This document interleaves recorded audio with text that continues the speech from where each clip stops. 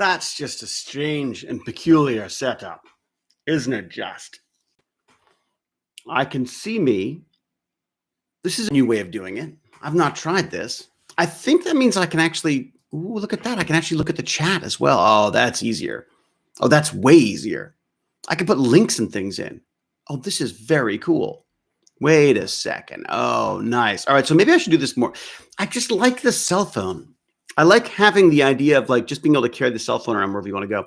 Good morning, Ananda, Petter, Lindsay, Lloyd, Candy, Soma Proofed, Fox Girl, Kronosa, Mutjga, Rachel B, Janine, Christopher, Samara, Francine, William, Jennifer, Eric. Oh my God, Steve, Fox Girl again. Yes, Baz. Good afternoon to you, Baz. It's good morning for me. Well, late morning for me now. Is it what 10:30? It's not too bad. So bird alert time. Oh my God. I did the yoga flow. I swear to God, I feel motion sickness from yoga flow. Is that possible? Is that a thing? Can you be that wimpy? Like, can you be that much of a wimp that you get like motion sickness from yoga flow? It's possible, I guess. I don't know. I used a laptop today to post the 14 cop cars, ambulances, and fire trucks outside, so I might not hang long. 9-floor building guy on. Oh no, Kronos, that's awful. Yoicks. Yeah, people are in a bad way right now. I mean, I don't know where you're based, but in Toronto, I definitely feel a bit like we're being kicked in the gut again because nothing's. I mean, things are just moving so slowly with the vaccines here. Luckily, my friend and brilliant writer, Crow Scratches, has been vaccinated. So that is, I'm very, very excited about that because, of course, he's naturally extremely old, and so is up for one of the age groups that's available now. But Crow Scratch, go check out the Tales from the Haunted Library. Just the guy's freaking amazing. He did a writer's bandits with me, and he's just extraordinary. I wonder if I can. Will it stop if I bring up a new window? Let's see what happens if I haven't really used this one. So if I do a new window, that's still streaming. Oh, that's great. So I can actually put a link in if you want to his books because he really is amazing. And anyways, it looks like he's going to survive the pandemic. So that's also a good thing. Tales from the Haunted Library. Yes, buy them one, buy them all, buy them for your friends. What's kind of fun is you can read them with your. Oh my God, they're free on Kindle Unlimited. Oh, that's awesome. Oh, that's great. Oh, even better. Okay, well, so there you go. So you should definitely do that. And I'm always here's the thing: is I'm always pushing his stuff because. I just think he's brilliant. And I think he's like one of those incredible. I mean, he's being discovered. I mean, it's not like he hasn't been discovered. He's done a lot of professional work, but from the book series, I'm sort of blown away by it. So, anyways, there you go. So, good stuff. Does look nice, but phone is good as well. I like the phone. There's an immediacy to the phone that I really like. But I've got the two bratlets upstairs at this point. So that's. I got bag of chips, and Baz up there doing homeschool right now because they are they're literally right now doing scenes from Monty Python, Holy Grail, Monty Python, the Holy Grail for their theater class. So it's kind of fun. Although I definitely noticed a severe lack of bad British accents. I'm just going to say, not that I'm giving any tips or notes to them in the process, but yeah. So they're home now. Toronto's a freaking disaster with COVID. And I did my testing yesterday for Clarice, and I will test again on Wednesday so that I can film on Friday. And that will be my last day of this season, I believe. I think that's it. I think I'm done and dusted for this season. So, and is it for this season or is it forever? Who knows? You've got to watch Clarice to find out. Dun, dun, dun. Holy hand grenades, Dr. McKay. Indeed. I just referenced that in an earlier post. What was this? Crappy day, crappy birthday. Andreanne. Crappy trying to get the vaccine, even though everyone else seems to get it. Very messed up and depressed. Well, don't be, Andre. We're almost there. Andreanne, happy birthday. And all you got to do is just, just keep the mask, keep washing the hands, stay away from people, wait for that vaccine, and as soon as it's there, make sure you're there for the shot, because that'll sort you out. It's going to make a huge difference. So don't be depressed now. Don't get depressed now. The worst is over. Just get it. We just got to hang on a little bit longer here. Look, I definitely have found myself. I definitely feel down. I definitely feel more down than I have been at other times during all this nonsense. Especially depressing to see all of my friends in California getting vaccinated, and all of my family and friends in England the same thing. And there to be just basically nothing but utter sheer crappy confusion here as to when and where and how. And my friend. So we're talking about Crow Scratch, the author. He went to all of the government sites, couldn't find a way of getting an appointment. So just called up a little pharmacy, a local pharmacy, and said, "Hi, I'm this age and I'd like to get a vaccine." They said, "Oh yeah, sure, come in tomorrow." I mean, like, it's that silly, like where some places just have everything, and I mean, that some places are completely overwhelmed. Other places, people don't even know they can get the vaccines there. So it's a fluster cluck, as I would say to my son, of just ineptitude, a fluster cluck of ineptitude here and certainly in Toronto. I don't know what it's like anywhere else. So, but happy birthday, Andrianne. Look, I mean, here's the great part is we're almost there. Like we're almost through this. So don't let the turkeys get you down now, eh? You have a Timbit, have a coffee, sit back, and just enjoy your life, eh? Because you still got it, and everyone's healthy and all that kind of jazz. So just you have a good time, eh? Waiting for the FBI bureaucrat you play, William. Yes, Herman. Herman is such a God. What a guy. He's so much fun to play, but what a piece of work he is, huh? There's definitely a little Woolsey in there, wouldn't you say? You get a little bit of Woolsey out of this guy. I feel like there's a little bit of Woolsey in my Clarice character, it's very important to steal from the best, and of course Robert Picardo is definitely one of the best to be stealing from. So, relaxing to you whilst waiting on dentist call. Oh, very good. Waiting for it to come to the UK. Is Clarice not out in the UK yet? God, you guys, what is with this whole? Why don't the day and date? They should just release it everywhere. Give up on this stupid window thing, because otherwise everyone's going to have watched it illegally before it actually shows up on a show there, right? Vaccinations have slowed down a lot here. There's been some panic about the AstraZeneca vaccine causing blood clots, so all vaccines from that brand are on hold for now. Bass, where are you based again? Sorry, you're going to remind me. Too many people. The AstraZeneca, I've been told. I mean, that if you get a choice between three of them, maybe you don't do Astra. If you get a choice and you have to do one of them, then if you have a choice of not doing the AstraZeneca, then don't do the AstraZeneca. But if you don't have a choice, do the AstraZeneca, because blood clots are the least of your issues if it comes to a nasty case of COVID. So that's definitely if you have a choice, fantastic. If you don't, take the damn AstraZeneca, you'll be fine. I mean, I shouldn't say that. That's from what I gather, AstraZeneca is okay. Canada has been. I mean, Canada just got a ton of them from the States, probably because no one in the States wants them. But you know what? We'll take what we can get. We'll get what we get, and we won't get upset. We also won't get blood clots, I'm hoping.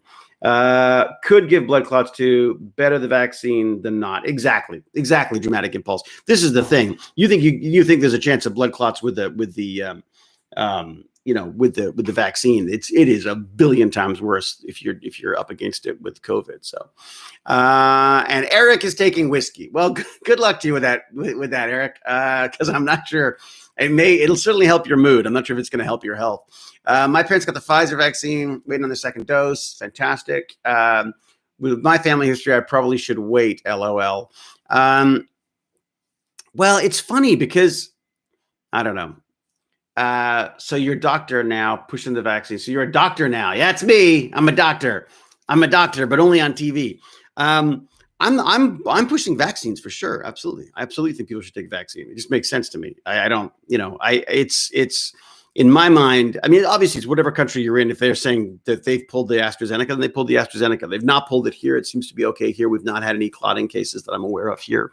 But the reality is, given an option, I'd go with a vaccine for sure. The other issue we're going to get into is the second dose. Right? I'm not sure how long it's supposed to be between doses, and there's going to be a big delay on that stuff too.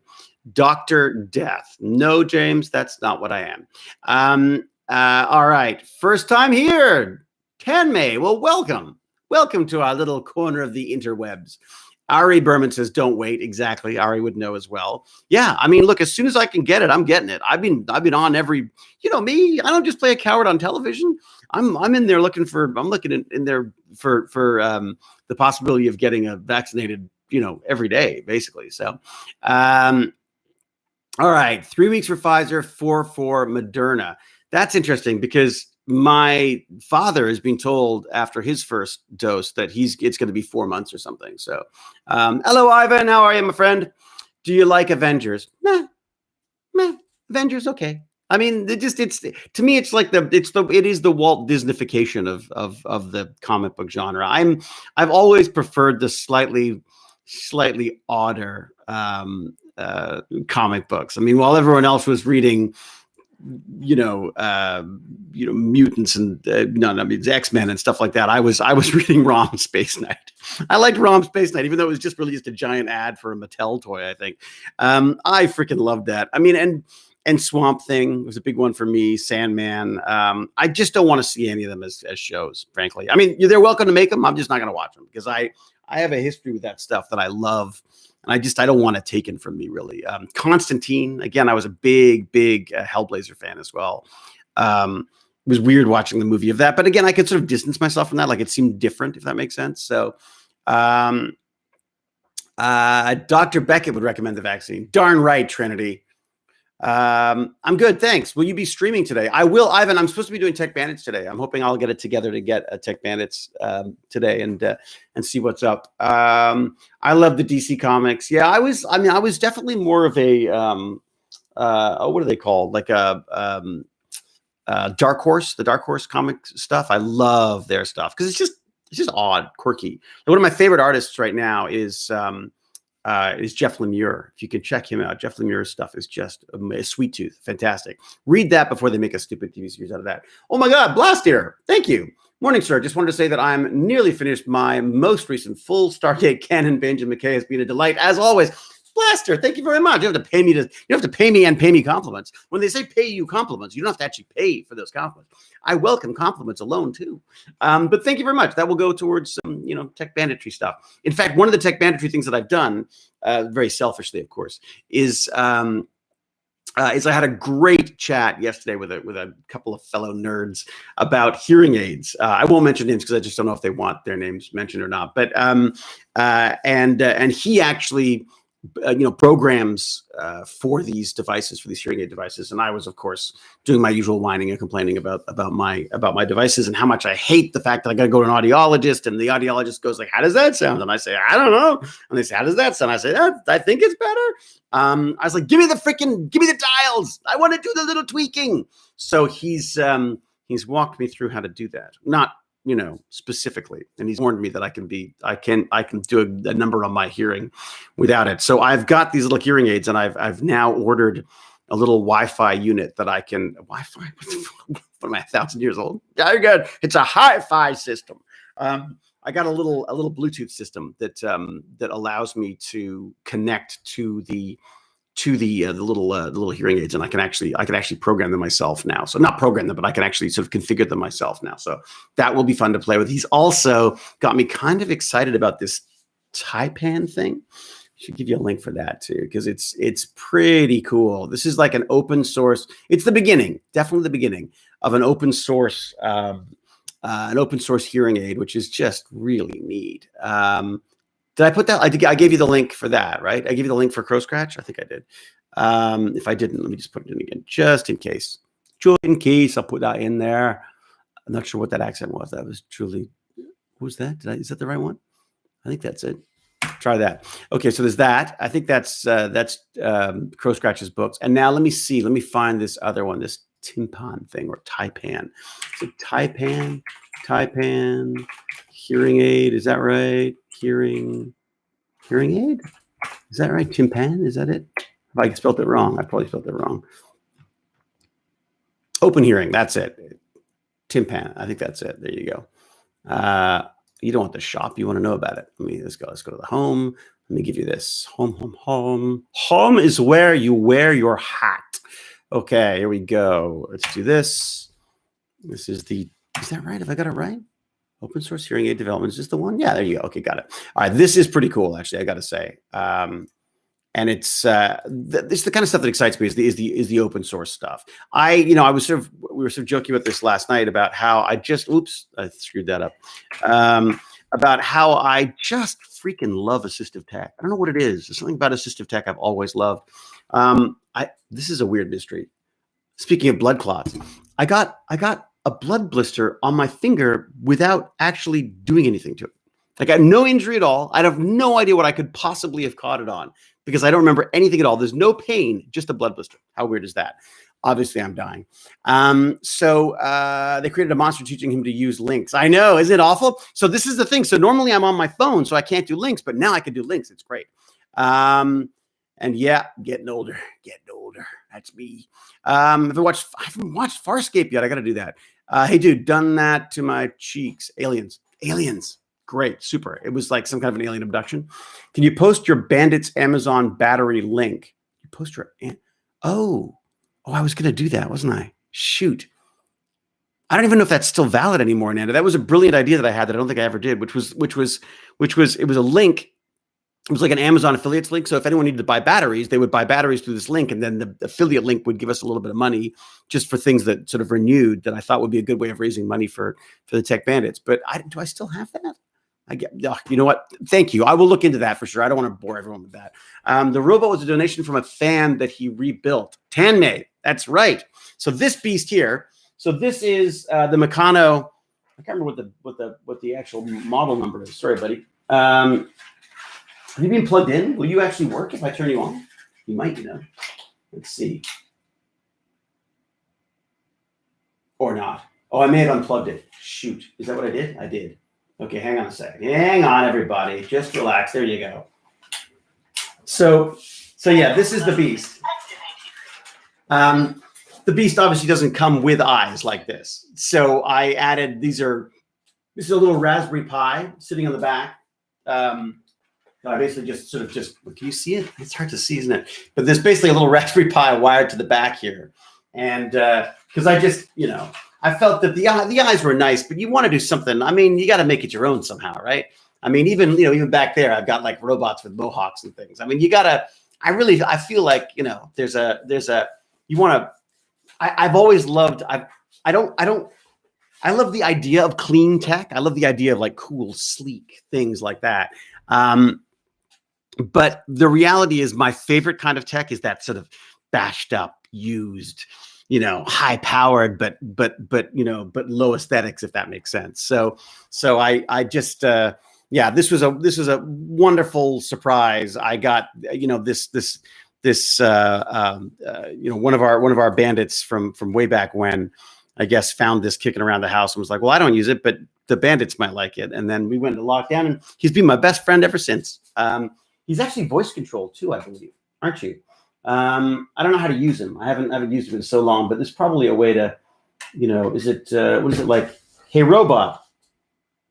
Hey, mechanoid. There you go. That's it. Reverse. Maybe not. Movement. Movement. I can't remember any of the commands. Someone can look them up, but there you go. There you go. Hey, mechanoid. Hey, mech. Hey, mechanoid. Mechanoid. Whatever. It actually works quite well when you say the right things to it, but I obviously don't know what it is. He's about as obedient as my dogs. Yeah, no kidding, Candy. He's ignoring me. He's probably angry. It's true. He's probably angry because I have been ignoring him quite a bit. But don't you love those eyes? I freaking love those eyes. We're going to my first self-written D&D one-shot for next week. Woohoo, so approved. Go for it. He's as long as it's actually probably good that he is ignoring me because you could get a little bit self-conscious with with those eyes behind you the whole time. Xenos, how are you? John Brewer. Old Get What Games gives you the same look as the dog does. It's so true. It's acting like a teenager. Yeah, oh my God, don't even start on that. You say his name, he looks at you and then just looks away, does nothing. Yep, he's a kid. My Siri only responds correctly if I talk to it like Dame Judi Dench. That's possible too. I can try that. I'll have to look up. Let me see if I can look up some of the commands and see what it can do. Of course, it will immediately unplug itself from the USB or tear everything off the top of my desk if I actually get it right. So was it mechanoid voice? Oh, movement. Movement. Move. God damn it, something like that. Mechanoid voice commands. Here we go. Let's see what they got. Let's see what they got here. Oh, something happened. All right, here we go. There's the command card for it. Okay, here we go. See what it can do. See what it can do here. We've got, I've got a command card here. Okay, so let's start with, what? All right, a mechanoid. Main menu. I don't want to have to shout at it. It's like whenever the British go on, to other countries and oh, main menu. That sounded good. Can you wave? Tell me a joke.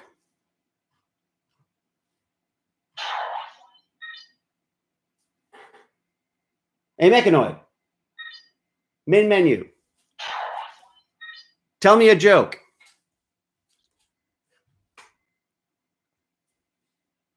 Tell me a joke. What's going on?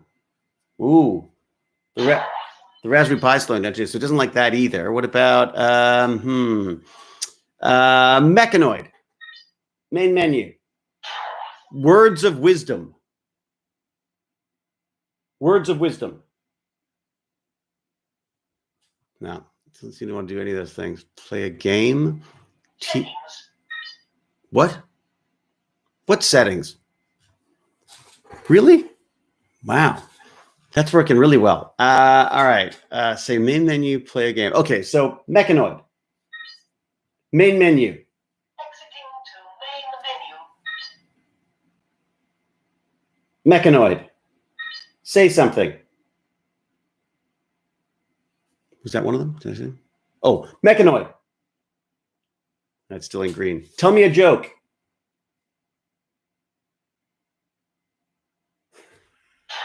It's doing so well. Mechanoid. Mechanoid. Main menu. Tell me a joke. Tell me a joke. I'm doing something wrong. I'm saying something wrong. I'm sure it's me. It's not me. It's not you. I'm sure it's me, not you. So there you go. I should do ads for them, obviously, because who wouldn't buy one after that amazing display of technology? Yeah, it's like, woo, mechanoid. Just stop listening to me. The robot is rebelling. It's so true. Yeah, I'd be careful what I say, right? Because otherwise it could sneak up behind me. All right. Yeah, but if I say walk backwards, it's gonna mechanoid. Walk backwards.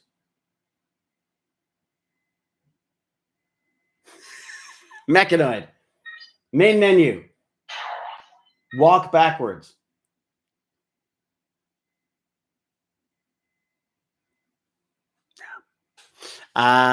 Yeah, it doesn't like me. Maybe I have to talk like Judi Dench again. All right, I have a page on Facebook called Peter Lancelot Carlisle if you want to take a look. All right, Peter, I shall try to have a look. Your bestie is very smart. I know. Is he doing well? It's great. It's important to be surrounded by people who are smarter than you. Right there. There you go. I'm speaking too quickly. Oh, that's possible too. I'll just have to call him Fumbles McStupid, I guess. Yes. I mean, it might be a bit slow. It's true. Hang on. Excuse me as I sneeze. Yeah, I know he's very uncooperative today. Normally, he's a little better. Heck, good again. Holy moly, what is that about? Everyone just say commands and watch the robot. Exactly. origin story of the replicators. Although the guy can't even follow commands, let alone actually build himself. I had the card out and everything. I'm amazed it didn't work. Anyways, all right, what do we got? Yeah, it's totally Corona, Elsa, for sure. Growing out the beard for work again. No, actually, Tammy, I'm just being horribly lazy and I have to shave for Friday. I have to be clean shaven for Friday, so I'll have to do that. Yeah, I think I might just call him MFS. Fumbles. No, what is it? FF. I might want to get it right. I wonder where he gets it from. So FMS, I should call him. Fumbles McStupid. All right, maybe he's playing you, and then when you least expect it, whack. Well, it's happened, Fox Girl. To be honest, it's happened. I was sitting here one day, and he suddenly decided to lurch forward. That was interesting. Hello, Austria, Fabian. Fabian from Austria. How are you? Ooh, my tummy's growling. I got a wee tummy growl. The robot will never get a gig at comedy stage at this rate. Yeah, no kidding, William. Elsa says, have to go case I have figure skating training. Wow, man, that's some serious work. Well, enjoy, Elsa. Enjoy your skating time. David, day 4 of Starlink service in Northern Michigan. Oh yeah, averaging about 250 megabits per second download, 25 megabits per second upload, and 20 to 80 millisecond ping. That's interesting. So how does that compare to something like what I've got?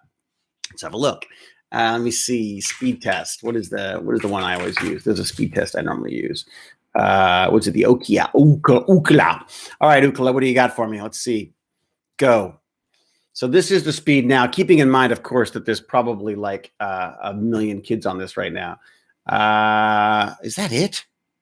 Really? All right, have a second. Let me see what I got. I'll tell you what I got in a second. Okay, come on. Almost done. And it is done. Okay, so I've got, is that it? 93.39 megabits per second on the download with a 4 millisecond ping. And is that the upload? Wow. It's a good upload. And an upload of 93.8 megabits per second. That's pretty good, actually. But I think partially that might be because I'm streaming and my son is streaming and Bag of Chips is streaming. So what do we got here? What do we got? I'm going to look at those numbers again. Where are those numbers? Boy, you get a lot of people in the chat here. Okay, so wow. So that's really good. Although the ping is, yeah, there's definitely a bit of a delay on the ping. Is that right? Is that sort of makes sense, I guess? So once you got the connection, it's coming down pretty fast, and it's going up at okay speeds. It wasn't really designed for upload, was it? So it's not great for creating content, but it's pretty great for getting it if you need to. Is that the sense that I'm getting? Wow, dual gigabit unlimited. Wow, that'd be nice. I mean, I'm seriously wondering if there's a way to. I know, Tammy Panati, open source smartwatch kit. I saw that. I thought that was really, really neat. I thought the Tech Bandits might like something like that. In the meantime, though, I've got this little Bluetooth device coming, so I can start goofing around with the hearing aids. I'm thinking of getting this Taipan thing, which is the open source hearing aid device. And because that could be fun as well. Again, I mean, we can't get together because this stupid country hasn't sorted out its vaccines yet. But even just for them just to know these things exist. Like, for example, for Lord Chunky's birthday. So Lord Chunky is a friend of ours, and has been a tech bandit since the very, very beginning. Anyways, I gave him a bit of Bitcoin for his birthday. I hope his parents are okay with it, but so with his parents' blessing, he set up a wallet, and I sent him some Bitcoin because I just thought it'd be kind of he sort of enjoys that stuff, and he's not allowed to mine. But I thought it would be kind of fun for him to sort of watch it bounce around like a rubber ball. And I don't know. I feel like there's a certain educational element to this stuff. My big joke was like next year I'll get him into online gambling, but I think the idea that you're just learning about possibly a new financial system. I mean, like this could literally be a new monetary system. I mean, China has just announced their own purely digital currency. I mean, how freaking wild is that? And terrifying, because of course there's a certain amount of control involved in that. But the idea of a decentralized monetary system is really neat to me. I mean, and so that and the whole idea of smart contracts and stuff. I mean, like these little sort of ether, what are they called? Non-fungible tokens that you can do, where people are selling you're hearing about all this artwork that's being sold online, these digital artwork and things. The idea of proving a scarcity to a digital product is just a really neat thing to me. Again, it's not something I'm going to throw my money into, because I'm just not really a speculative investor. It's too much like gambling to me. But I am interested in seeing, the underlying technologies, and if there's stuff there and what they can be used for something productive, like doing Tech Bandits coins, doing an NFT Tech Bandit coin. I think that'd be fantastic. So they're collectible items, that kind of stuff. That makes sense to me. That's investing in the technology without actually spending the money on it. You're using them as a tool. I mean, it's the old adage, right? If there's a gold rush on, be the guy selling the pickaxes and the shovels, because the suckers are the ones looking for gold, right? There's another one. There's a thing called Chia that I'm kind of interested in too, because it uses a crypto farming instead of crypto mining. So mining is very processor heavy and power heavy, whereas this farming thing is really just about taking chunks of hard drive space, and it's almost like instead of generating lottery tickets, it's a bit like a bingo game where everyone has the card, and you slowly get winners based on that approach. So it's not as intensive, which means that anyone can use their computers to not mine. They call it farming. So that keeps the thing going. But it's so early on that I can't even get their blockchain thing working on my computer at this point. So I'm sure this stuff I need to do to play with. The other one I'm playing with that I really kind of interested in is Library, which is Odyssey, ODYSSEE.com, and that is video crypto. So basically, you upload video and you get crypto in exchange for that video being up on their site. And then, of course, if you want to, you can monetize it by making people pay to look at it if you want to. I'm not doing that. I'm just curious. Again, I'm just curious to see how these things work. So I'm also on Library now too. In fact, if you want to go and have a look at that, because that would actually help me. I think if I get a few more people on there, I can. It may help me out with my stuff too. So that'd be kind of cool. Let me have a look here. See what the thing is. Where be me site? Where be me site then? Whoa, look at that. What's that? 600 uploads on this one? Wow. So it's because it's copying all of my stuff from. Interesting. So it's copying all of my stuff from YouTube for me, I guess. That's the plan. All right. So let me give you this link then. That's this. And if you want to join, is there a joining link? What does that mean? How does that work? Wait a second. I think I can do that. Actually, I think I can give you a link. I think I can give you a link where you can actually, if you want to come in and check it out, that would help me amazing too. Okay, wait a second. Go to invites. Oh yeah, so I can actually earn this Library coins by getting you to go to the invite. So if you could do that, that'd be amazing. Here you go. Watch this. Copy, and then do that. That would be awesome, because then we could get, who knows, eventually I'd love to be on a platform that is again open source, as opposed to something like YouTube, which is owned by Google and managed by Google, and they change their rules all the time. It's just very confusing and stuff. So yeah, if you don't mind, go check out that Odyssey thing. So Susie Potter says, dude, link us. I think I just linked you. I think you're linked. I think that does it, I believe. Look above at that message. What?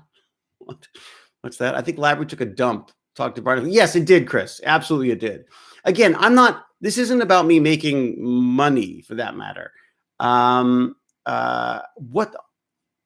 Andrienne, what? My mom gave me $100 gift card for birthday, addressed it to you instead of my name. I think I'm just going to give it to Tech Bandits.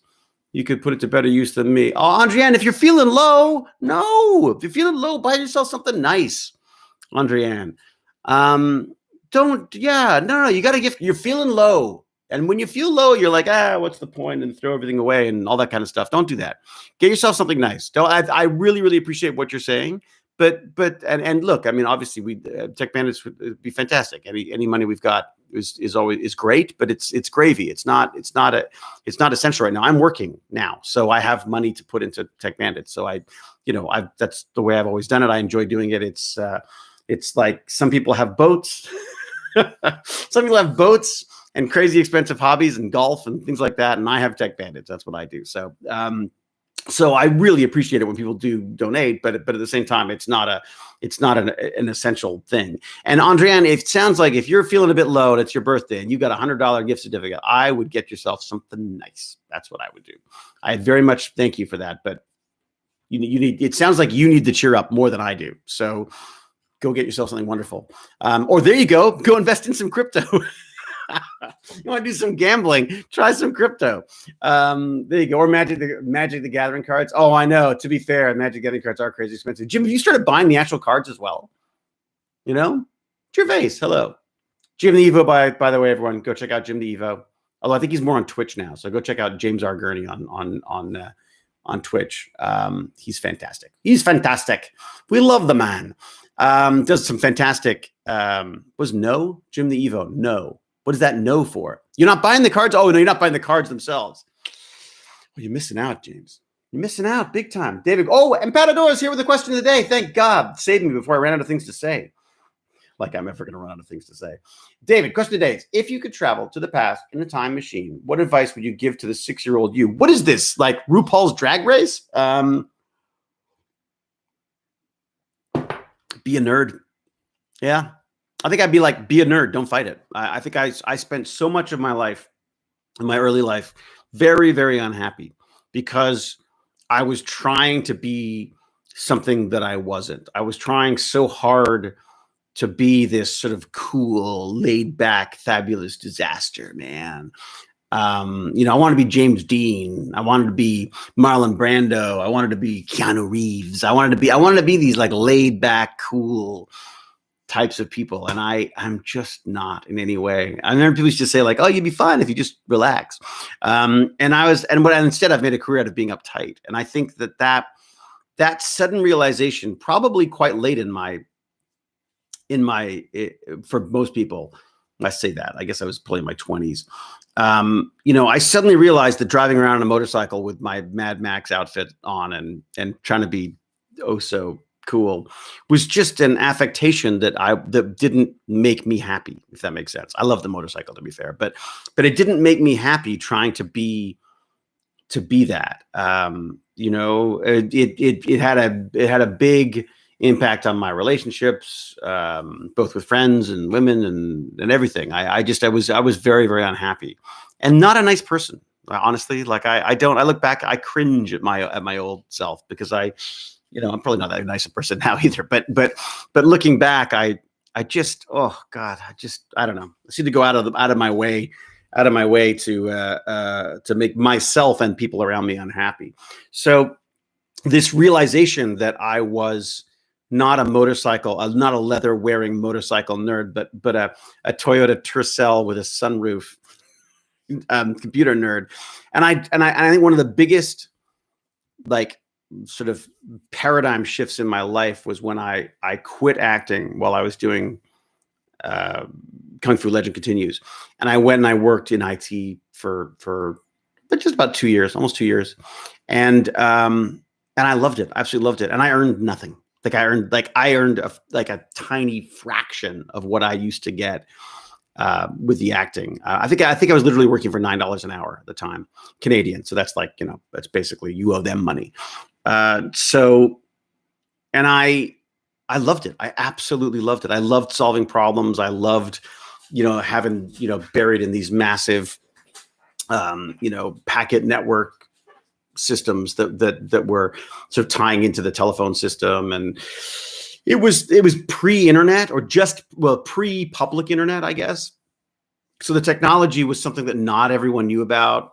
We're using Qnix, this really cute little tiny Unix system, and I was so surprised. I kept meeting people who were experts in their field within this sort of voicemail system, and they always knew what was in the books, and never any more, if that makes sense. And so I was so surprised that people didn't want to push further, right? So people would read the manuals for the software that ran on the Qnix system, and then I would go and look up manuals on Qnix, because of course that's the underlying operating system. There's so many things you can do that aren't available through this bad text interface. So I used to play with that, and then it was also back in the days when it was where they were dial-up modems. So you would dial up to the modem, you would dial into the system, which was then a packet network that was wired into the telephone system. So there was these you would lease these ISDN lines and stuff, and you would send voicemail messages all over the place. So it was like an early splinter net, if that makes sense. And oh God, I loved it. I just loved it. Absolutely loved it.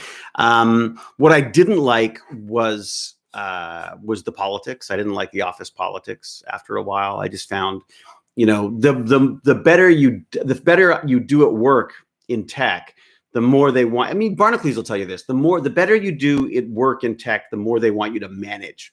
For some reason, they take people who not excel, but who enjoy and who thrive in an environment dealing strictly with computers, and then want you to look after people who live in an environment that works strictly with computers. And I found that very frustrating. I also didn't see the point of coming into work every day. I just didn't. I mean, not from a lazy standpoint, but I was like, I was up until 4 o'clock in the morning working on systems. Why would I come in for 9 o'clock the next morning just because that's the norm for work? And then so people would get upset that I was coming in late, and why does he get to come in late? And there was just a lot of that stupid stuff, and that bothered me. But the final nail in the coffin for regular employment for me, and I think I could have gone two ways there. I felt like those were the two roads diverging in the yellow wood, and I took the road less traveled by, and that's made all the difference. I mean, that's where I think I could have gone. I could have followed those IT dreams, and there's definitely a part of me that misses that. That there's a certain sadness to the fact that I didn't pursue that, because I do feel like that's something I could have done, and I could have really, really enjoyed doing. But instead, this role pretending to be a computer genius came up, and it paid so much better, and it was such a fun role. It was this role on Traders, playing this derivatives trader. And so not only was it computers, it was tech, it was filming, it was some money. I mean, it was just so I'd actually, to be fair, I'd quit just before the role came up. So it wasn't specifically the role that did it, but that was the role that was sort of the next role I got after quitting at this company. And there was some issues, which there was just a lot of, there was a lot of, as always with every office, there was some weird stuff there. And some just different perspectives on life that I didn't share. And so anyways, but it was that was so telling myself, this is the longest possible way of answering this question, but so my advice to my old self would be just to work on figuring out who you are, and then try to maintain that. Just try to stick to that, because anything beyond that is just noise. It's just noise, Did McKay come from all this? Absolutely. There's definitely some Gervais. I mean, McKay definitely. There were definitely people I worked with during that time, and I've been playing with computers forever. Like, as soon as they were available, I was playing with them. Before they were available, I was playing with electronics. So I love all of this stuff. I don't know any of it very well, but I enjoy dabbling in all of it. And so even back in the Atari days, this ridiculous Atari, whatever it was, was it the 2600? The Ataris? It was it's basically a game platform, but I was more interested in it as a computer platform. And then of course the Commodore 64 just blew me away. I thought that was just amazing. So it's good to get real world experiences to draw upon for acting, I'd imagine. Sardonic spirals, I would say that anything you learn is just another is another perspective on whatever role you play, right? So I think there's a lot of actors who go, and I'm definitely something I think I would have probably taken the acting side of stuff a little more seriously as a kid if had I known. But oh my God, Wes FX, thank you very much. If my future self traveled in time to just show up and say you're a nerd, I'd be mad. LOL. He better come with some lottery numbers or investment advice. Yeah, exactly. Get into crypto. And stay. Was it say buy Bitcoin and stay in Bitcoin? Holder. So. Thank you very much, Wes FX. That's very kind of you. Yes, I probably should have been giving better advice, but I think honestly, again, I feel like the money, it doesn't matter. Like it really doesn't matter if you're doing something that you love doing. I do feel like it. I feel like the work comes, if that makes sense, or the money comes. You get enough to get by when you're doing. I mean, I survived on $9 an hour.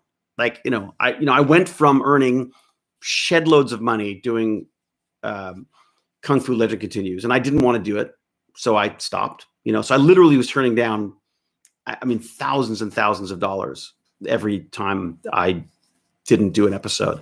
And the whole time I was turning down those thousands of dollars, I was working for $9 an hour as an IT guy, and you know what? I have no regrets on that at all. I mean, look, it was a wonderful thing to be a part of.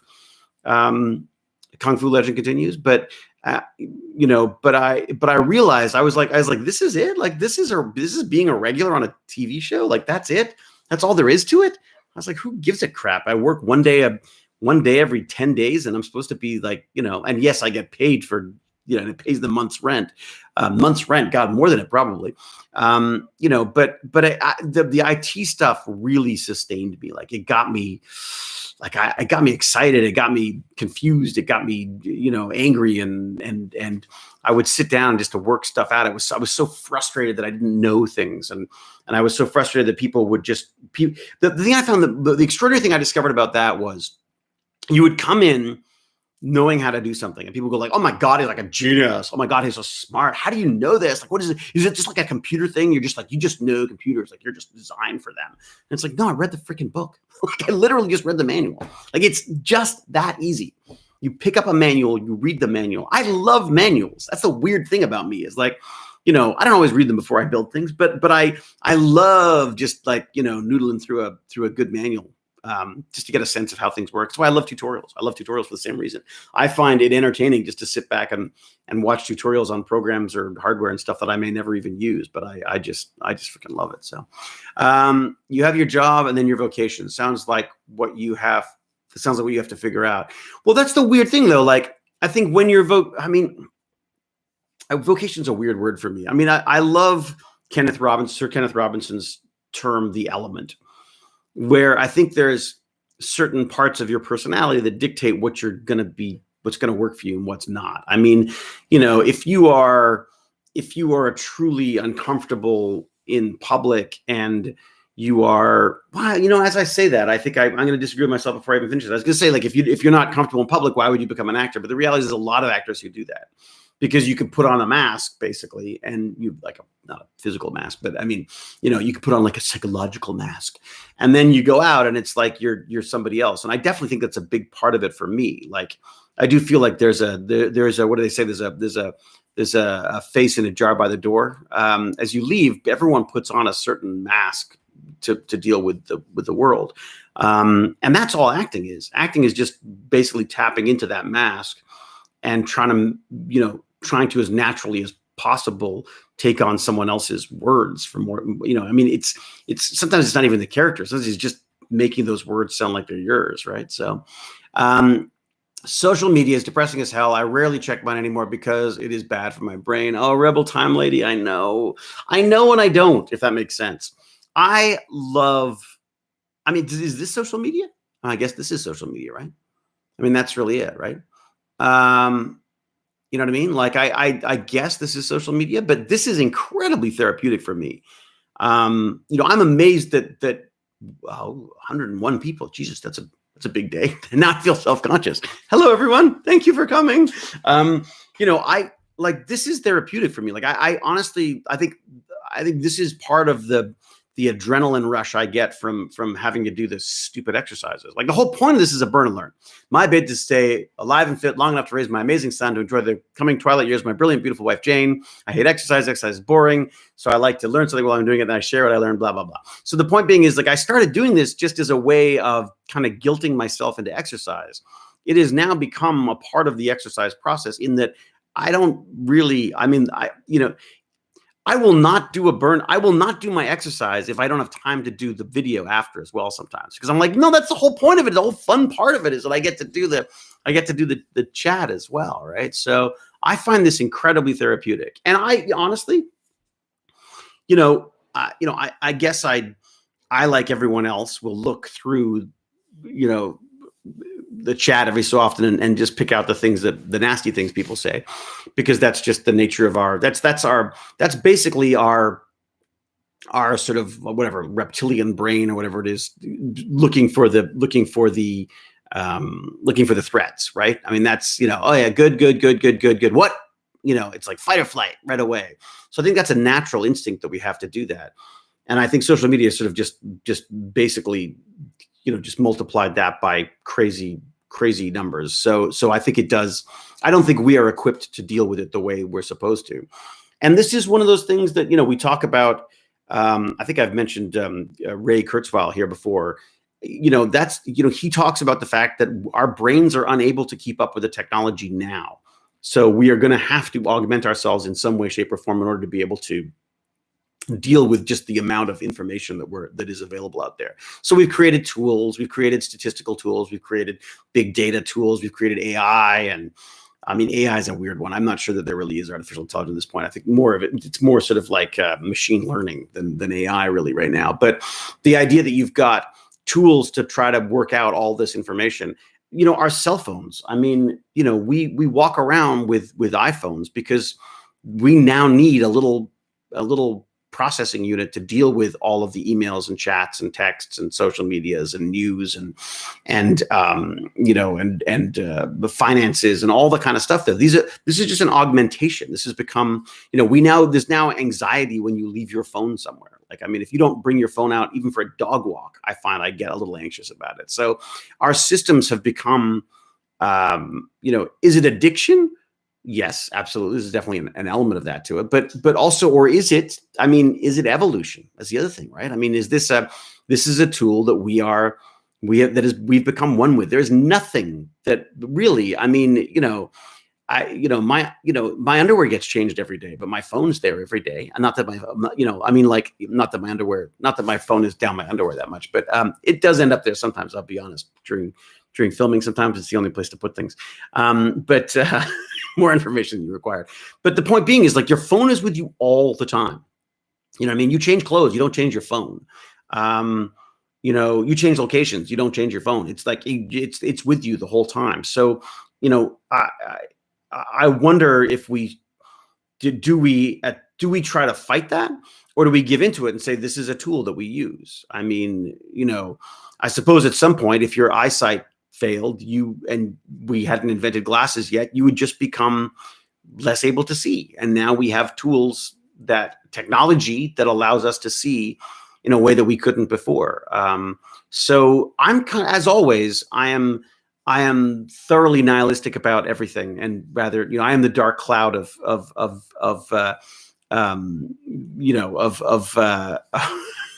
grumpiness, basically. But I also believe that technology can save us, and I do wholeheartedly believe that our use of technology is what's going to pull us out of a lot of this stuff. I also think there's too many of us. There's a lot of humans out there. In the normal course of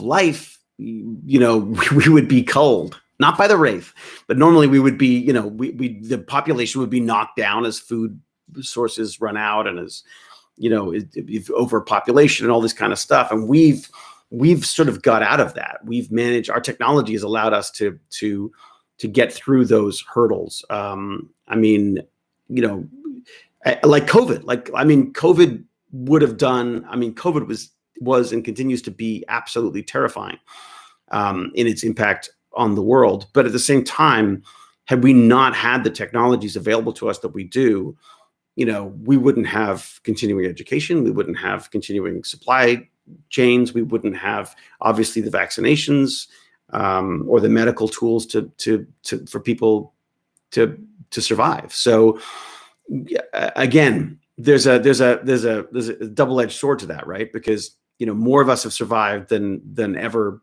before would have survived something like this. There's also a lot more of us to feed. There's also a lot more of us to house and to keep healthy. I mean, there's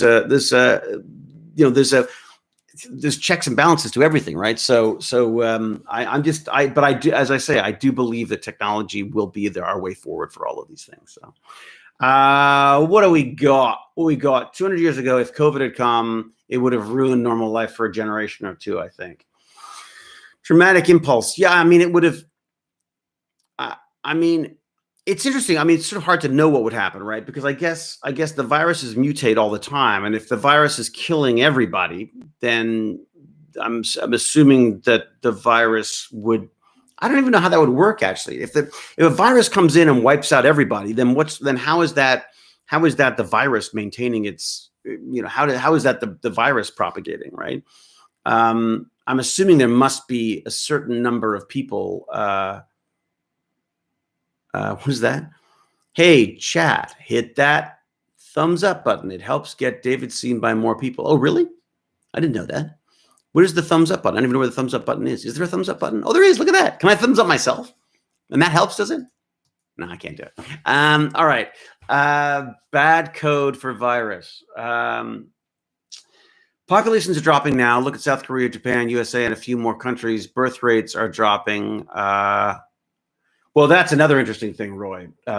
I mean, is that we're also not having as many kids, right? So yeah, they are freaky eyes, aren't they, Ken H? They are the Raspberry Pi eyes. They are rather spectacular. They're rather fun. If you want to play with a Raspberry Pi, I highly recommend it. It's really fun. It's like a little Unix computer, basically, that you can pick up for. I mean, it's not nothing, but it's pretty cheap. As in bad code to kill everything. Yeah, it's bad code if it wipes everything out, because then you've got nothing to host anymore, right? So, you have the 400. Nice. Is that what I've got? I've got one new one. Is the new one the 400? I think I've got one of those, and the other ones are the old ones.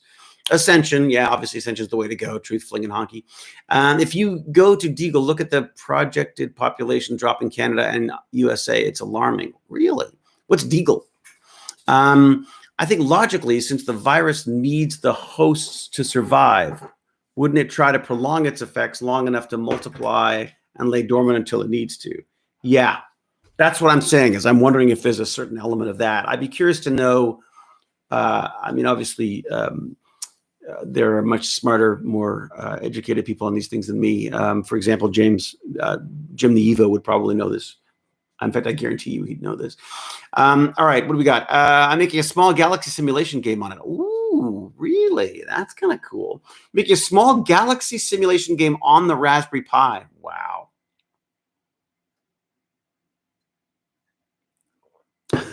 Oh, no, Jim the Evo says that viruses aren't real. Jim is like the biggest virus fan. He was a big virus fan long before any of this COVID thing got trendy. Yeah, he was preaching the gospel of viruses way back when. The question, Jim, is if you haven't got it already, is I mean, if viruses are too virulent and too good at killing their hosts, surely they would then die out. Obviously they're not aware of these things, but does it over time, do these viruses mutate to become less deadly because that means they've got more hosts to infect? I'd be curious to know if that was the case. Isn't that what happens with Ebola? That is interesting. I don't know. I don't know. I mean, Ebola, God, what a terrifying one that is too, isn't it? You don't need the zombies. The lockdown's already making everyone hooked to tech and being zombies on social media. Tanmay is waging the war against social media. All right. Viruses are going to have to learn not to panic us in the future. COVID just screwed over all the other viruses by causing isolation. It's true. We got no flus anymore, right? I mean, the flus disappeared. Viruses typically reduce their virulence over time, but it is complicated. We are talking about evolutionary time and not month to month. Oh, I see. Okay. So they could sort of accidentally like wipe out their entire host population. Because they may not mutate to something less virulent, or not less virulent, less deadly over time, in time, if that makes sense, right? Major germaphobe. You're talking about, look, it's Rodney McKay, for God's sake. I didn't just play a coward on television. I was born to shelter, my friends. I enjoy less people and less human contact generally. That's something I share, I think, with Rodney McKay there, for sure. All right, what do we got? Fun topic. Isn't it fun talking about the annihilation of the world? All right, that's a pretty bad cold going around here at the moment. I know 4 people who have it, and that's tested negative for COVID. Oh, that's interesting. So there is a cold. I mean, we haven't seen colds here we haven't seen colds in these parts for years now. And Eric is still here. That's good to know.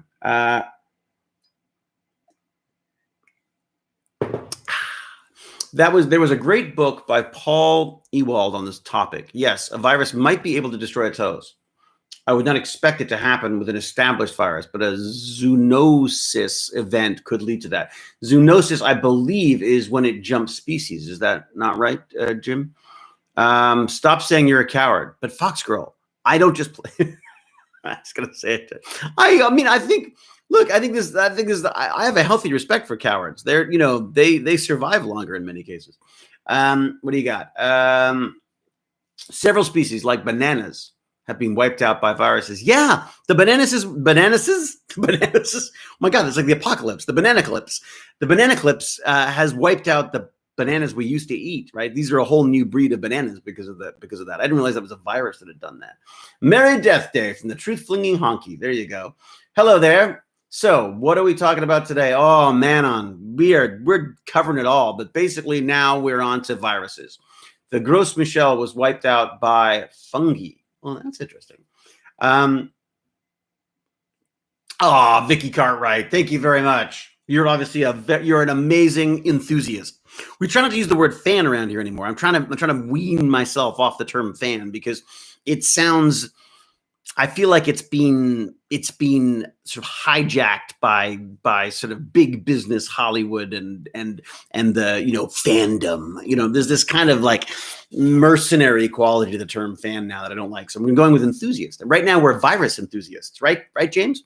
I think we're on to banana clones now. Yeah, we jump around a little bit. It's the ADHD thing for me. I'm never very good at one topic. I've discovered. It's funny. One of the things I used to get notes on whenever I went to pitch shows and things, and people would come out and go like, "That's an amazing 15 ideas," but we came in to talk about the first one. So I tend to, as you can tell, I tend to squirrel quite a bit on things, but I quite enjoy it. Oh my God, you're being so hipster right now. Fan is too mainstream. Is that what it is? I sound hipster. It's not even mainstream. It just I get a little bit of a skin crawl on it. You know what I mean? Like I feel it feels a bit, I don't know, like it, I guess I did a lot of talking about fan and fandom with a company here who wanted to start like a YouTube multi-channel network and I had basically said that they had asked me what they felt should be done, in the new internet entertainment side of stuff. And I said, you got to stop making cheap web series, stop making expensive web series and start documenting instead of creating, basically. So basically start making content like this. Frankly, I was like you need like 100 channels like this, with interesting people, not like this, with interesting people. You need a channel like this only with interesting people, and obviously younger people and people from all walks of life and different colors, creeds, religions, all that kind of stuff. Like get a really nice mix of different things that will appeal to lots of different people, and have like uh, basically, instead of hiring talent for huge amounts of money, you should be creating that talent. Like you should be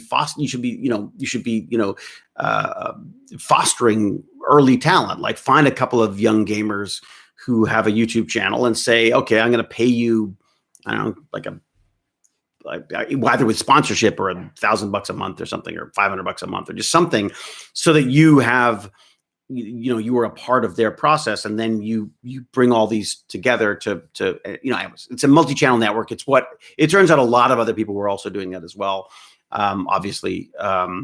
But I just really felt like it was silly to see these film companies throwing money at a problem that is not solved by money online. Like I don't feel like something like this is created with money. You know what I mean? Like time, I guess if you associate time with money, I suppose, because I have the time to do this, I suppose. But the number of people who've approached me from the film industry now, film and TV industry, about making television shows because of the stuff I do online, I find it very frustrating, because I'm like, no, that's not why. So sorry. So I have this for me. I enjoy this. I like this. And then you want to like package it into a series that I have no control over. Like, why would I do that? I don't understand why. I mean, I guess there's more money involved in it, but then from a long-term standpoint, how does that help me? Like, I think it's a mistake to feel, as I did in the early days, that YouTube was a way of getting television, a television show, right? You do YouTube, and then that would get you a TV show. And I mean, to some extent, that's what, we were having fun as well. But like what Assassinate originally was for me and Kate was like, it's kind of a way of like dipping your toe in and saying like, look at this. If it takes off, maybe we should make a TV show about this. And I just don't, I don't like that anymore. Like I feel like, what's wrong with this? Like, I think what the industry is missing is that, this isn't a replacement for television shows. There's always going to be, people are always going to want to watch TV shows, like produced proper TV shows. They're always going to want to go to the odd theater show. They're always going to want to go to the odd movie in a movie theater, I guess. I don't know why, but that there's entertainment. The entertainment can coexist, if that makes sense. But this is taking up more of people's time, and I see why. Because even if I'm not watching stuff like this, I'm now being a part of stuff like this, and I like, it's a revelation to me. Like it's a whole different approach to entertainment, for want of a better word. So I just, yeah, I mean, this is akin to the early days of desktop publishing, when the fear was like, oh my God, now anyone can write a novel. But, sure, anyone can write a novel, but except they need the time and the talent and the dedication to it. I mean, there's no reason why not. We could all have at least one novel. But I don't know about you, but I don't have a novel. I haven't written that much. I love writing. No, I don't. What am I saying? I don't love writing. I have written, and I love writing things down, but I don't love the process of trying to put it into a book or something. I mean, I'm not focused enough for that. I love jotting things down. I love the process of writing when it is purely inspirational. I cannot stand it when it's something that I'm gotta focus on. But I think that's about probably more to do with my ADHD than anything else. So, write another film. Oh, Kenny Ken. It's funny. I mean, I had such a horrible experience on Debug that I haven't returned to it. I really haven't. It's like a PTSD thing.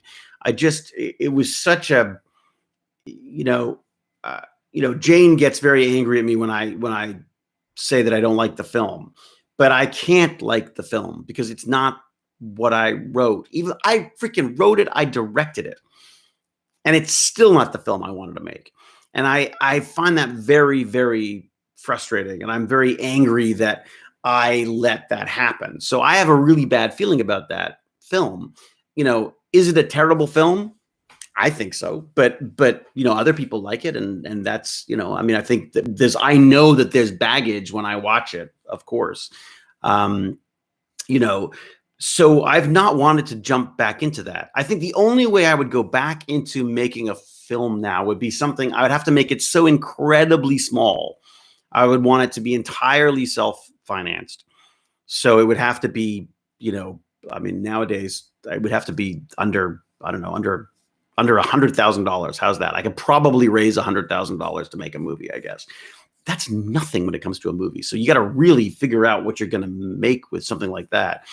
And also, it's got to be something that I really want to do, right? So, I think, honestly, if anything, I think I would be more likely to go the book route right now than the film route. And also there's some great acting roles for me now. Like, I've already got things to do, if that makes sense, in the film and TV. I feel like my film and TV stuff is satisfied right now. I had thought I was going to bail on the acting side of stuff and just go into the writing and directing, but I so dislike the process of that. Well, love and hate. I really dislike the business side of it. As always, it's just, I've said the same thing about acting for years. I love acting. I freaking love acting. I just hate being an actor. I hate it. I hate the whole thing. I'm embarrassed to say I'm an actor. I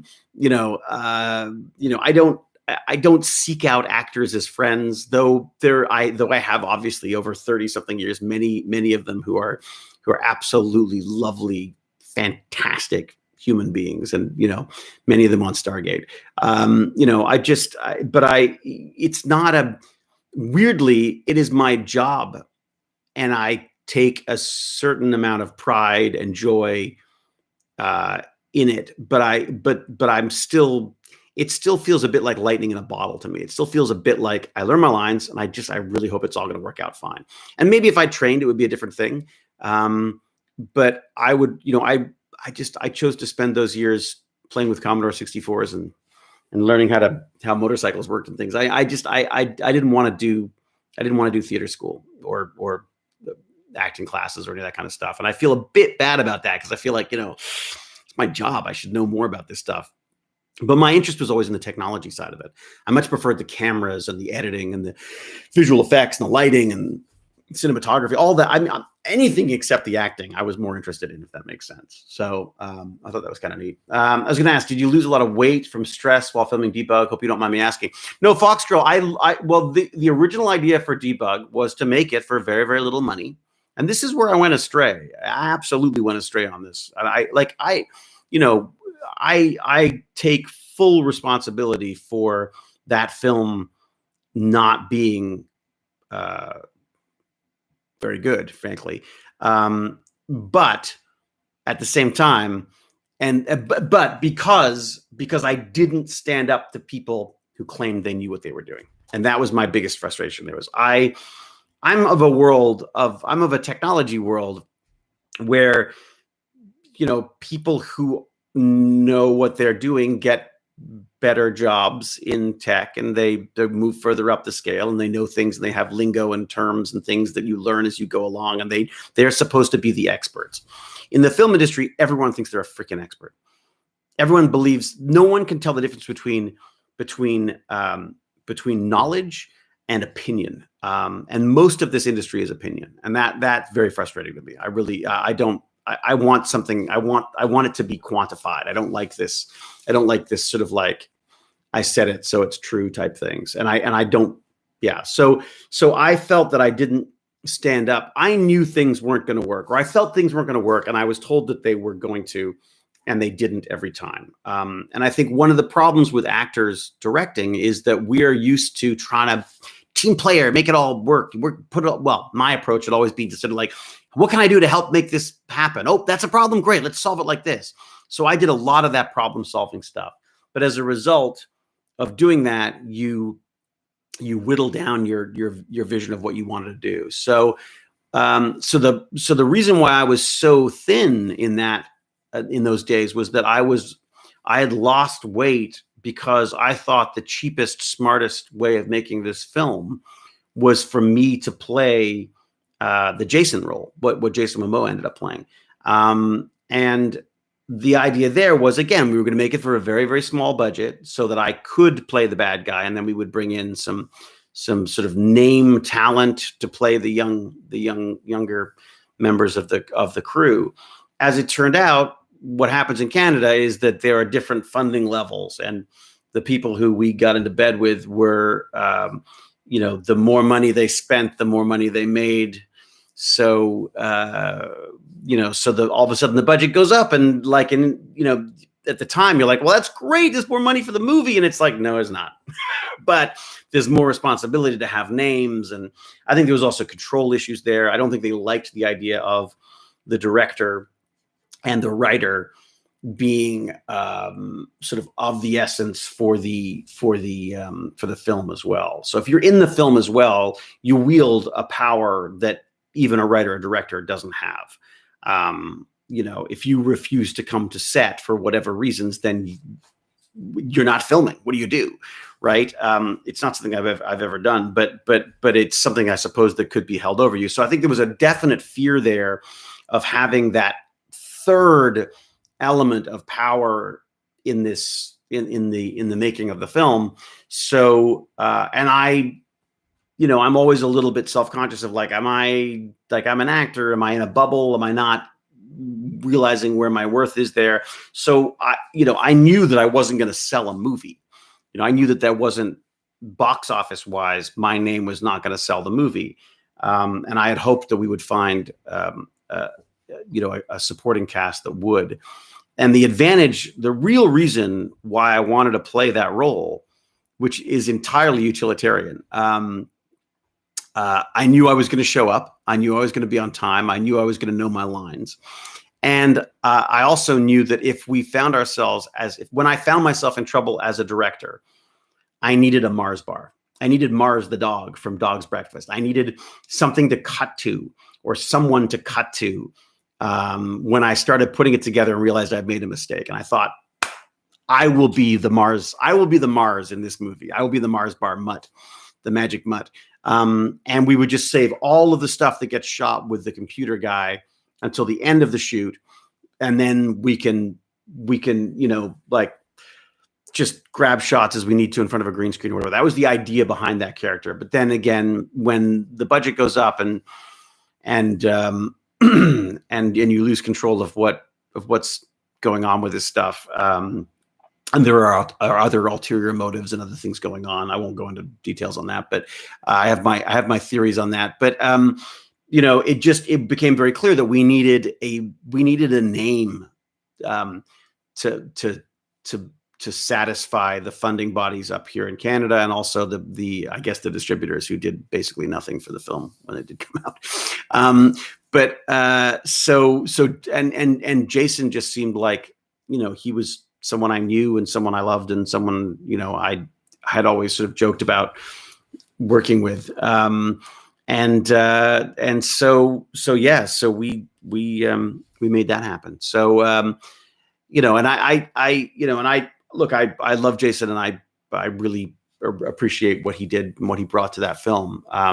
But again, at that point, the film was a very different film than it was when I made it. I think the big moment for me when I realized that this was not my film was I heard the producer talking to the distributor about how it had started off as 2001 from the computer's perspective, and now it was Final Destination in space. And that was like someone had just like torn out my insides, because I was like, I wanted to make 2001 from the computer perspective, because that was the whole premise of this thing, was the idea that, if in 2001 that had been Clint Eastwood on a farm instead of, the computer, Hal, we'd be rooting for Clint Eastwood to protect himself and his home. But in 2001, because it's a computer, we feel that it's somehow evil, and that we have, that it shouldn't try to protect itself. So there you go. That was my 10-year-old perspective on it, because I saw that film when I was, I think, about 10, and was just blown away by it. I just thought it was the coolest thing ever. I couldn't sit through it twice, but I loved it. So there you go. So that was it. So the great thing about all of this, though, I've got to say, is, when I came out of that movie, I felt like I had wasted my time. I felt like I had wasted my effort. I felt utterly destroyed by the process of making that film. I had a lovely, talented cast, and some of the crew was fantastic. Other parts of the crew were freaking toxic. And the industry is sort of gentrified to a point now where you just can't you can't get rid of people. Like you can't get rid of these idiots who don't know what they're doing or who lie or who just keep failing to do their job. It was so frustrating, you know. I had to literally go and do seminars on anger management because I was just like, I don't understand.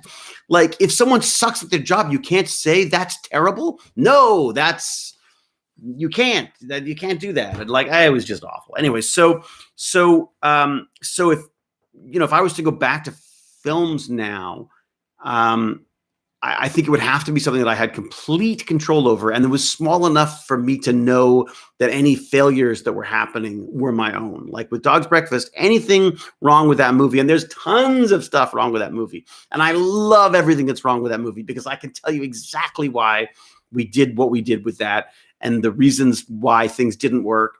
And I can't tell you the reasons why some things worked and some things didn't. There's a beautiful happy accident quality to filmmaking that I think is underestimated by, someone was asking about the Avengers. The Avengers is too glossy for me. I like the happy accidents. I like the things that the filmmaker didn't plan. I think I miss that rawness to films. I'm always looking for films that just give me a little surprise, you know what I mean? As opposed to just giving me money just pouring on the stream, on the screen, right? So, anyways, there's my pontification on the fact. Sorry, I'm rambling on about that, but it's a long process. What do we got? Later, Lloyd. Where's Lloyd going? Lloyd out of here? I gotta go to work. Have a good day. Lloyd, have a good one. Thank you. Work well. Be safe. Yes, it was good after the fact. You've got that experience. Yeah, absolutely. No, I mean, sorry. I was going down that road, then I got distracted again, didn't I? The idea being that I basically felt like it was a massive, massive failure. But coming out at the other end of that tunnel, you go like, what an amazing, like I got to make a freaking movie. And we built spaceship sets and we worked with like cool actors and did some really cool, neat stuff. And we had prosthetics and we blew up people's heads and stuff. I mean, like it is a wonderful, wonderful thing to be able to do that. And then at the end of it, there's actually a movie. Like, how cool is that? So I definitely feel like I'm at that point now where I now can sort of revel in that. It's just how to unpack some of those lessons now. And I feel my lessons in this stuff is where I fit in the scheme of things. And I feel like I really, really like this $1 million and under range of movies because I feel like that's where I can shine, if that makes sense. That's where, the creativity works with saving money and the creativity works with working around the restrictions of such a small budget and times and all that kind of stuff. And yeah, I know. I mean, it's funny. I was joking with Baz the other day about maybe trying to do something together because, if he had any interest in this stuff, there might be some stuff that we could goof around with, sort of an Assassidate type thing, only done with me and the kid to start. So, anyways, who knows where we'll go with that. But it's always in the back of my mind. What can I do? What kind of writing can be happening and stuff? But also Tech Bandits, man. I love the Tech Bandits. I love writing those little things about Tech Bandits and the tech and all that kind of stuff. So, all right, I must run because, oh my God, I've been talking for an hour, almost an hour and a half. Holy crap. 112 people. I can't believe that. So yes, David, say goodbye to Elsa. Elsa, goodbye. I thought you'd gone already, Elsa. I thought you'd gone to do I thought you'd already gone to do your figure skating. Well, figure skate well. Do one of those little twirly things. I love those things. They were kind of cool. All right, everybody. I'm going to say, I got to pee so badly now. That's my confession right now, is that this is not about me wrapping up for time. This is me wrapping up because I've just got to pee. So until we geek again, I will say, be safe, be kind, be brilliant, and cheerio and huzzah. And I don't know how to hang this one up, but I think is it this one? All right. Thanks, everybody. Talk soon. Tech Bandits, 4 p.m. Eastern Standard Time tonight. Bye.